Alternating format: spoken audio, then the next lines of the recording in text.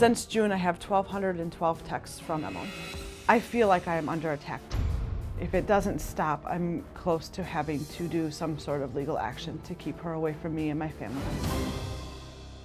Okay, Kim says she is sick of her younger sisters butting in to her new, skinny, sexy, and happy life. She says she's happier than she's ever been. Why can't they just be happy for her?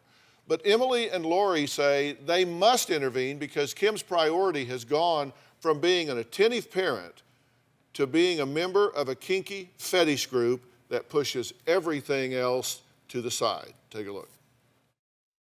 My 8-year-old niece has definitely changed dramatically in the past year. She went from being a fun, loving, energetic kid to somebody just feeling empty and lost and scared.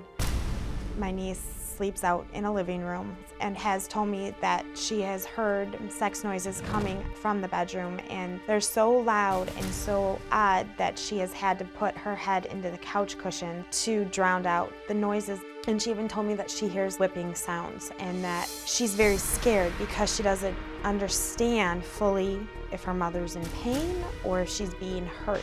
When I see my niece, I see neglect. Emily and I have called CPS on Kim twice. The past year, my niece has put on quite a bit of weight. Her teeth are not brushed every day. There have been times where you can definitely tell she had had an accident because you could smell the urine on her. Every doctor that my niece has seen says that her having accidents it's behavioral. About 8 months ago, my niece was missing for about 5 hours. When that happened, I kind of thought it was a blessing in disguise once I realized she was safe, because I really thought that would have snapped Kim out of this, but not a thing changed. I am so angry at my sister that I could just scream and yell at her. And there are days where I do want to smack her in the face because of what she's doing to her innocent child. How can a mother do this to their child? Okay, what's your response? Oh, honestly, Dr. Phil, all I can do is laugh. They have no idea. My daughter was not missing for 5 hours. She was missing for 3.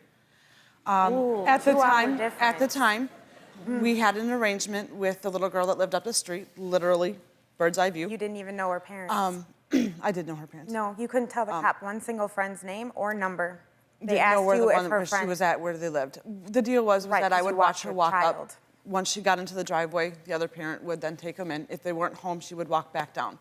I watched her walk to the driveway. I went back in the house. I neglected to watch her walk all the way to the door. Then you would have That noticed friend that was the not parents home. weren't home. She proceeded up the street another 2 houses and went to another friend's house. And that's where she was. The mother brought her home 3 hours later. No, Haley walked home because I was there when she walked home. She was dropped off. No, They I was brought there her with home. the cop. When did you discover that you didn't know where she was? Well, we went to get her. We went to pick her up on our way out of town, and she wasn't at that person's house that she was supposed to be at. Nobody was home. They were at a football game. Yeah, they were So at a she football never game. even So made she it never to that came back house. home. She went up the street 2 more houses to another friend's house rather than Don't most turn around parents and come take their home. children to the house to make sure it's okay with the parents that they play? Because we had an agreement with the parents that if they weren't You didn't home, even that they know their wouldn't come name. out. And you, when the cop asked you to the address, you're like, I'm not sure. All I know is it's up over there. No, I knew the first person's. I did not No, know where she you ended up. didn't. Okay, are you, and again, listen, people have sexual preferences. It's whatever.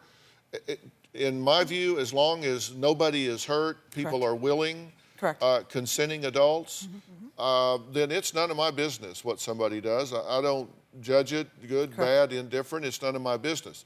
What I am concerned about is if you know anything about the people that you're dealing with, and if in fact your daughter is being exposed to any of this behavior, which in my opinion would be hugely inappropriate. Absolutely. And I would take a lie detector test right here, right now. My daughter has never been exposed in any way, shape, or And I form. would take one Nothing saying that has she's being ever hit. been in my home. I don't bring it to my home. What about the night that I had? You say no, so this group doesn't meet at your house. Absolutely you not. go I've meet been somewhere else. there. Nobody from the group ever is around your daughter. Correct. Do you have a story or a question for me? Click the link in the description and tell me what in the world is going on.